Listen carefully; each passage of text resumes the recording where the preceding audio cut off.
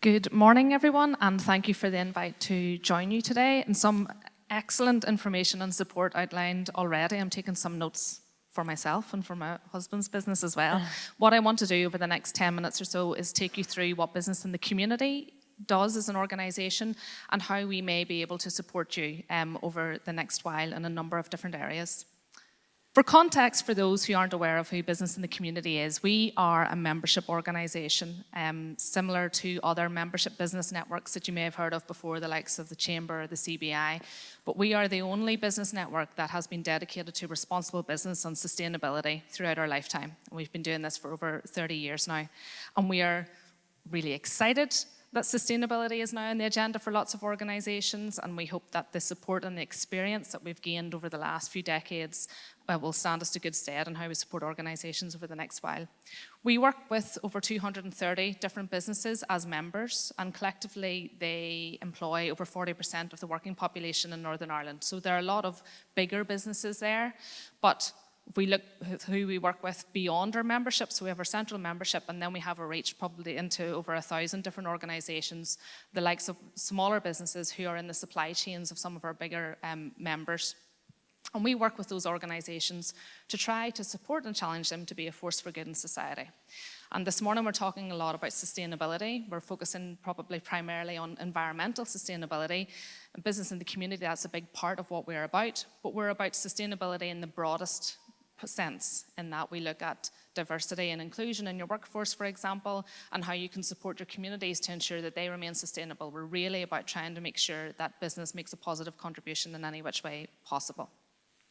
You'll see in the right-hand side there, we have a very interesting board and a real range of organisations that we work with, and they make sure that we do our job and keep us on track.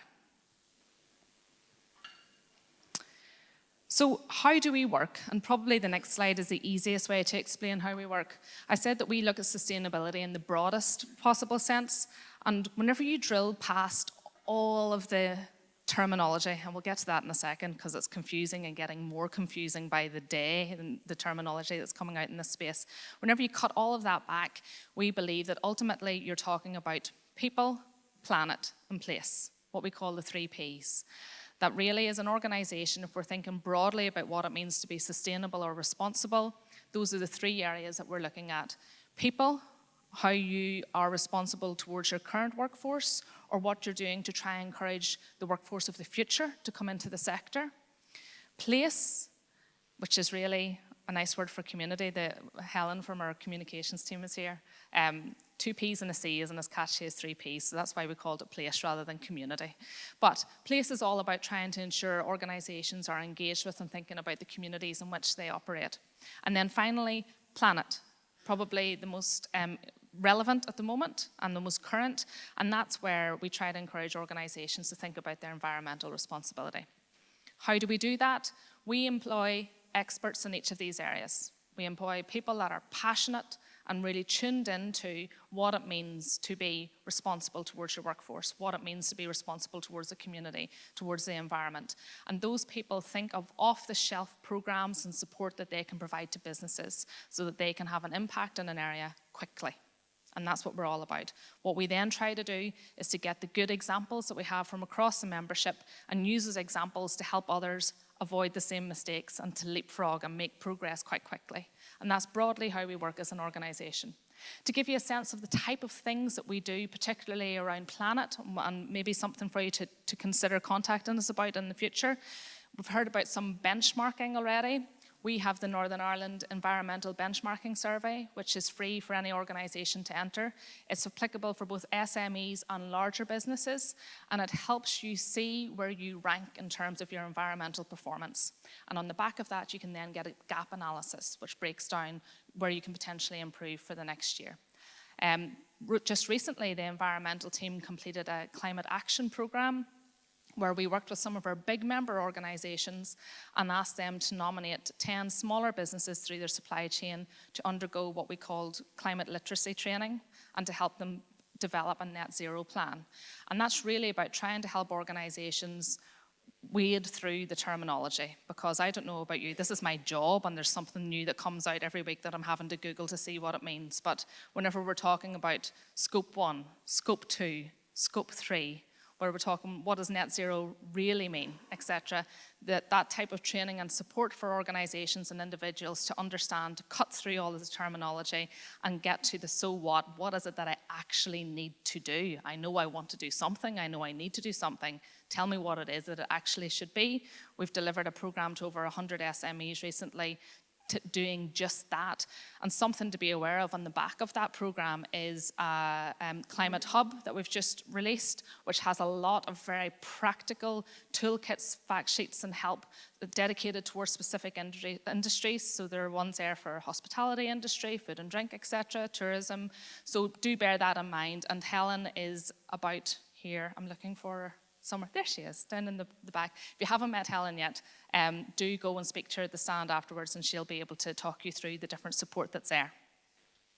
One thing, though, that I did want to highlight that is relevant, and really we're in a bit of a perfect storm at the moment, in that we are facing a cost of living crisis, and in many ways that's driven a lot of us, if we're going to be frank, to think about sustainability potentially in a different way, or certainly in a more pointed way than we might necessarily have done before. Cost of living crisis really has focused people's minds on their environmental impacts and where the potential sweet spot is there to reduce environmental impacts as well as reduce costs, and we've talked about that a bit already this morning.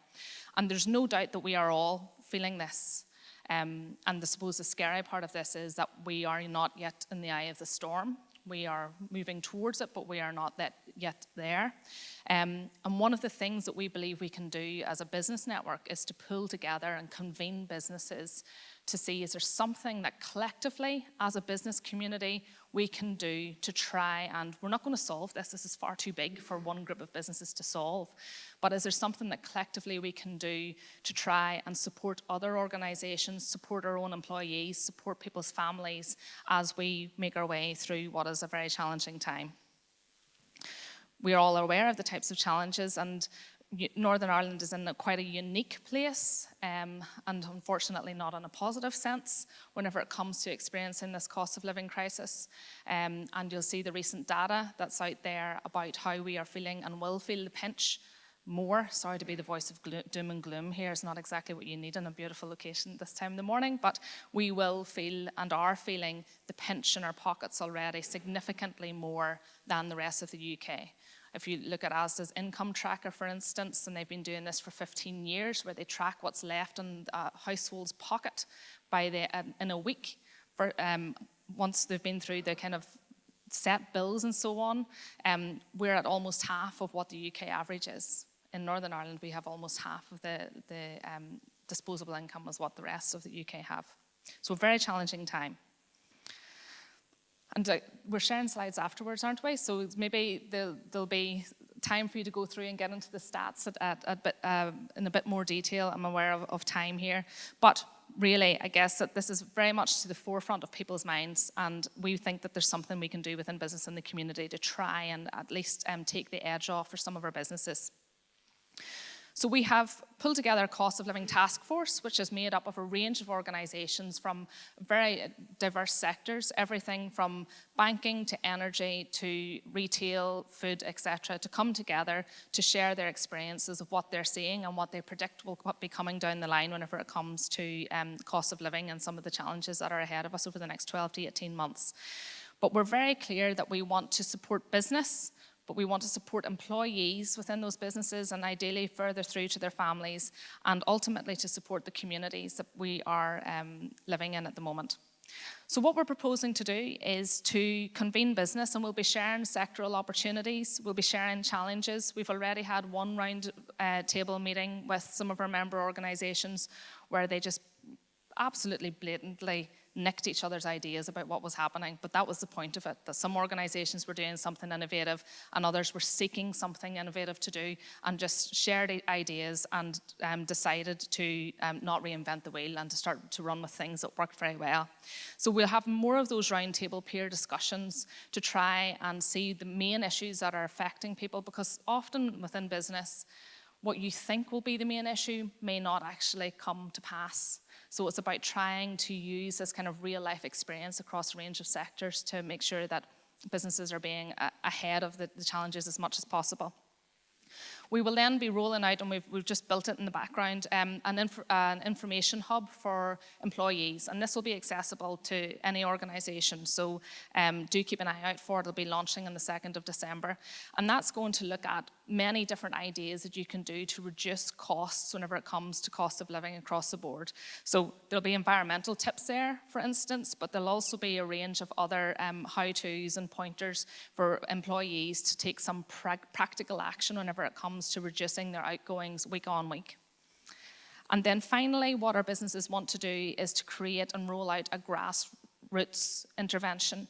It's looking most likely that it'll target on schools. It's not decided as yet. They're finalising that again late next week. But what they're really keen to do is to help people that maybe traditionally wouldn't qualify for help, but have fallen into that bracket over the last couple of months. And businesses want to see if there's something that they can do to provide some hands-on support there.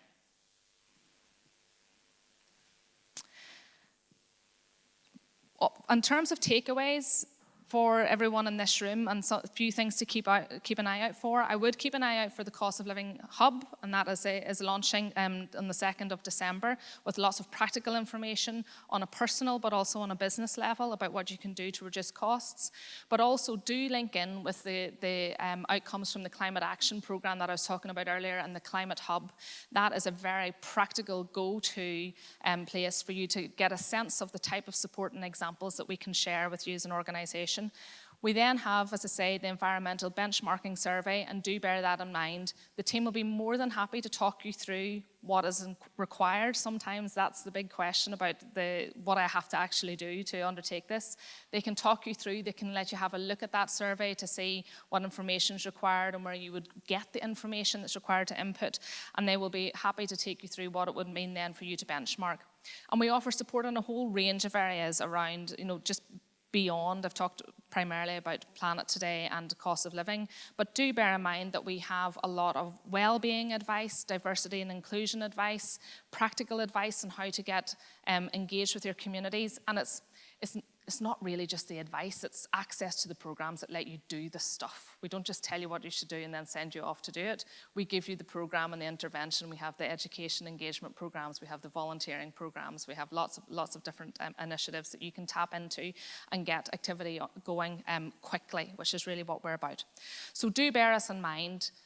The breadth of the work that we do sometimes can be a curse to try and get through it in a short slot like this, but visit bitcni.org.uk, and hopefully from there you will be able to see a bit more information on everything that we can do. And there's a few more slides here, but I'm aware I don't want to run over time.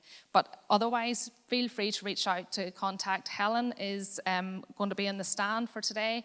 My email is on the screen, and you can also get us on Twitter, LinkedIn, and all the usual places. So feel free to get in touch, and we'll be happy to help wherever we can. Thank you.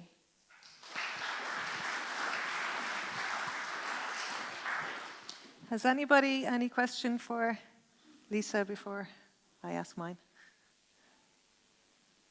You're very forgiving. Lisa, I'm interested in the benchmarking. I'm going to mention benchmarking later. I'm assuming when you say you run the benchmarking survey, the more people who take part, the better the survey is. Yes. Can you just explain how important it is that people do kind of engage with that?